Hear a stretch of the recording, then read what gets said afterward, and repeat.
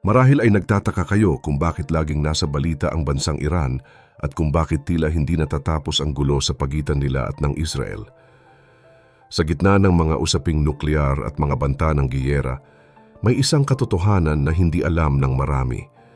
Ang bansang Iran ay hindi lang basta isang makapangyarihang bansa sa Middle East, kundi isa itong bansa na ang kasaysayan at maging ang hinaharap ay detalyadong nakasulat na sa loob ng Biblia. Noong unang panahon, ang Iran ay kilala sa pangalang Persia at ang pangalang ito ay paulit-ulit na lumilitaw mula pa sa aklat ng Genesis hanggang sa mga hula tungkol sa katapusan ng mundo. Maraming tao ang nag-iisip na ang mga nangyayari ngayon ay biglaan lang, pero ang totoo ay bahagi ito ng isang napakalaking plano na libu-libong taon na ang nakalilipas. Ano nga ba ang mga lihim na nakatago sa likod ng bansang ito?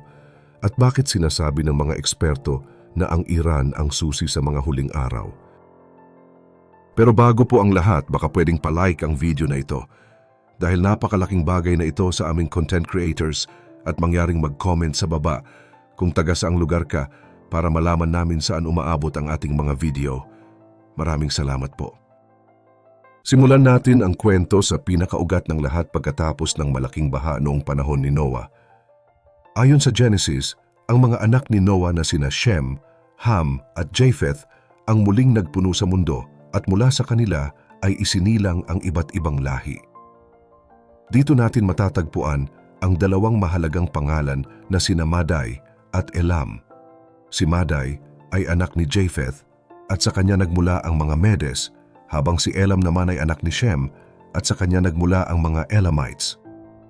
Ang dalawang grupong ito ang nanirahan sa mga kabundukan at kapatagan na tinatawag nating Iran ngayon.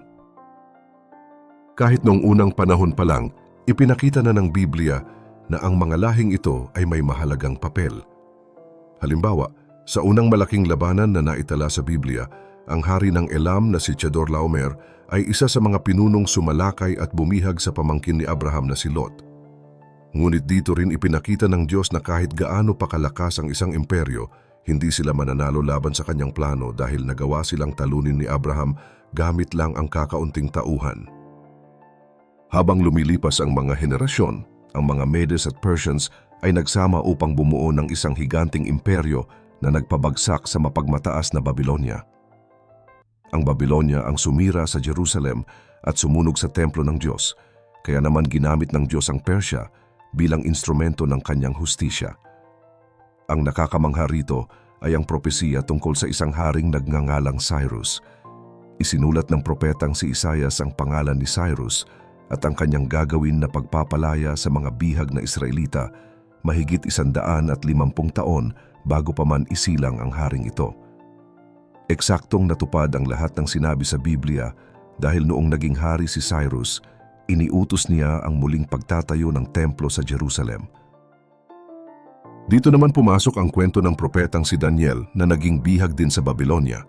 Sa pamamagitan ng isang panaginip ng hari tungkol sa isang dambuhalang estatwa, ipinaliwanag ni Daniel na ang bahaging pilak ng estatwa ay sumisimbolo sa pagdating ng imperyong Medo-Persian. Sinundan ito ng isang nakapangingilabot na pangyayari sa isang handaan ni Haring Belshazzar kung saan isang mahiwagang kamay ang nagsulat sa pader habang ginagamit nila ang mga banal na sisidlan mula sa templo. Noong gabing iyon, bumagsak ang Babylonia sa kamay ng mga Persyano gaya ng sinabi ni Daniel. Sa puntong ito, siguradong napatanong kayo kung ano ang nangyari sa Babylonia matapos lumitaw ang misteryosong kamay sa pader. Alam niyo ba na habang nanginginig sa takot ang hari, tinawag si Daniel para basahin ang babala ng Diyos? Diretsahan ang naging pahayag ni Daniel. Sabi niya, binilang na ng Diyos ang mga araw ng hari at ang kaharian niya ay ibibigay na sa mga Medes at Persians. At habang nagaganap ang usapang ito, ang mga sundalo ni Cyrus ay hindi na nag-aaksaya ng panahon. Isang napakatalinong diskarte ang ginawa nila. Pinatuyo nila ang ilog Euphrates para magsilbing daan papasok sa lungsod. Dahil kampante ang mga taga-Babylonia sa kanilang matatayog na pader, nakalimutan nilang isara ang mga pintuan sa gilid ng ilog. Noong gabing iyon, tuluyang bumagsak ang Babylonia at napatay ang kanilang hari. Dito na nagsimula ang bagong kabanata ng Iran o ang sinaunang Persya sa kasaysayan ng mundo. Ang mas nakakamangha rito ay ang naging trato ng Persya sa mga Hudyo. Karaniwan sa mga sumasakop na bansa noon ay mapaniil, pero iba si Haring Cyrus. Sa halip na pahirapan, siya pa ang naglabas ng utos na pabalikin ang mga Hudyo sa Jerusalem para itayo ang kanilang lungsod at ang templo ng Diyos. Isipin nyo, isang banyagang hari na hindi naman sumasamba sa Diyos ng Israel ang naging susi sa kanilang kalayaan. Dito natupad ang mga hula ni Isaias at Daniel na isinulat mahigit 100 taon na ang nakalilipas. Si Cyrus pa mismo ang nagbigay ng pondo para sa proyekto at ipinadala sina Zerubbabel at Joshua para pangunahan ang paggawa. Sa buong listahan ng mga imperyo sa Biblia, ang Persya lang ang tanging bansa na hindi sumira kundi tumulong pa para maibalik ang dangal ng Israel. Pero may isang pangitain si Daniel na nagpapakita ng ibang mukha ng imperyong ito. Sa kanyang panaginip, nakakita siya ng isang dambuhalang oso na may 3 buto sa bibig. Ang osong ito ay ang Persya na naging sakim sa kapangyarihan. Ang 3 buto sa bibig nito ay sumisimbolo sa 3 malalaking bansa na nilamon o sinakop nila, ang Lydia, Babylonia at Egypt. Sa ilalim ng anak ni Cyrus na si Cambyses, naging malupit ang kanilang hukbo at matagumpay nilang nagapi ang Egypt na dati ay napakalakas na bansa. Ngunit gaya ng lahat ng bagay sa mundo, ang kapangyarihan ay may hangganan. Sa isa pang pangitain ni Daniel, nakita niya ang isang tupa na may 2 sungay na kumakatawan sa Persya, pero bigla itong binangga ng isang mabilis na kambing mula sa kanluran. Ang kambing na ito ay walang iba kundi ang Greece sa ilalim ni Alexander the Great na tuluyang nagpabagsak sa dakilang Persya. Bago dinala ng tadhana ang Persya sa kanyang pagbagsak, nakarating muna ito sa rurok ng yaman sa panahon ni Haring Ahasuerus. Ang kanyang palasyo sa Susa, na bahagi na ngayon ng timog kanlurang Iran, ang naging saksi sa kwento ni Reyna Esther. Si Esther ay isang ulilang Hudyo na napiling maging reyna matapos patalsikin ang dating reynang si Vashti. Pero ang kaligtasan ng kanyang lahi ay nanganib dahil sa isang masamang tao na nagngangalang Haman. Galit na galit si Haman sa pinsan ni Esther na si Mordecai dahil hindi ito lumuluhod sa kanya. Matapos ang matapang na hakbang ni Reyna Esther, mabilis siyang nagpadala ng mensahe sa kanyang pinsan na si Mordecai. Alam ni Esther na ang buhay niya ang nakataya dahil ang pagharap sa hari ng hindi tinatawag ay may parusang kamatayan. Ngunit sa huli, nanaig ang kanyang pananampalataya at pagmamahal sa kanyang lahi. Noong pumasok siya sa silid ng trono, himalang iniabot ng hari ang gintong setro bilang tanda ng pabor. Sa halip na agad isumbong ang plano ni Haman, naging matalino si Esther at gumamit ng tamang timing. Naghanda muna siya ng mga salo-salo para sa hari at kay Haman. Sa ikalawang gabi ng handaan, doon na niya ibinuhos ang katotohanan.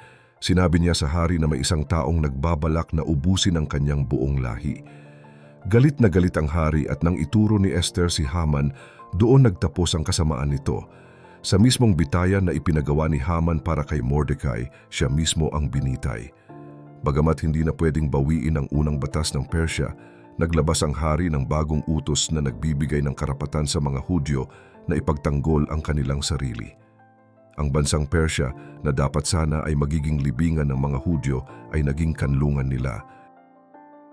Lumipas ang maraming siglo at tila nanahimik ang kwento ng Persya sa Biblia hanggang sa sumapit ang gabi ng pagsilang ni Jesus. Naalala niyo ba ang mga 3 haring mago mula sa silangan? Sa orihinal na salita, sila ay tinatawag na magi, na tumutukoy sa mga dalubhasang astronomo at pari mula sa teritoryo ng Persya o ang Iran ngayon. Malaki ang posibilidad na pamilyar ang mga pantas na ito sa mga isinulat ni Daniel tungkol sa pagdating ng Mesyas. Nang makita nila ang bituin, alam nilang natupad na ang hula kaya naglakbay sila ng napakalayo dala ang ginto, insenso at mira.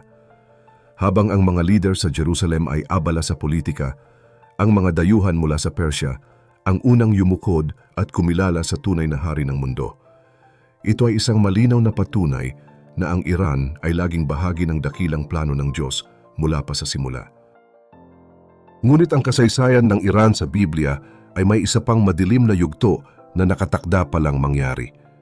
Sa aklat ni Ezekiel, binanggit ang isang nakatatakot na digmaan ng Gog at Magog. Ayon sa propesiya, sa mga huling araw, ang Persya o Iran ay sasama sa isang malaking alyansa kasama ang mga bansa gaya ng Russia, Sudan at Turkey para sa lakayin ng Israel. Isang malaking pagbabago ito mula sa pagiging tagapagligtas noon tungo sa pagiging kaaway sa hinaharap. Ngunit sinasabi rin sa Biblia na ang pag-atake na ito ay hindi magtatagumpay at ang Diyos mismo ang kikilos sa pamamagitan ng mga lindol at apoy mula sa langit.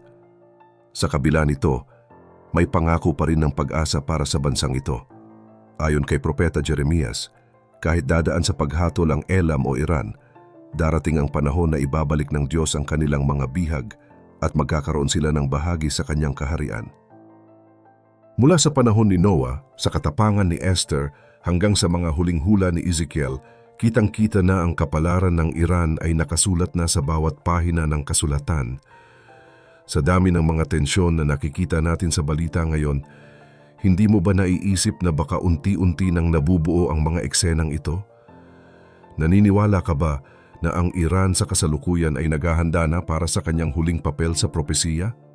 Ano ang pakiramdam mo sa tuwing nakakakita ka ng balita tungkol sa kanila ngayong alam mo na ang kanilang nakasulat na tadhana? I-share mo ang iyong opinyon sa comment section sa ibaba dahil gusto naming malaman ang iyong saloobin. Kung nais mo pang makakita ng mga ganitong kwento, huwag kalimutang i-like ang video na ito para mas marami pang updates gaya nito.